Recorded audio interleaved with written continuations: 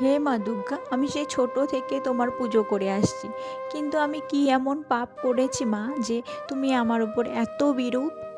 তুমি আমাকে সব সুখ দিয়েছো, আমার সংসারে কোনোই অভাব নেই, কিন্তু আমার মাতৃত্বের অভাবটা কেন রাখলে মা?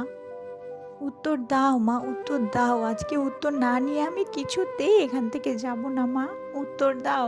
লক্ষ্মী, লক্ষ্মী, ওঠ, দেখ আমি এসেছি।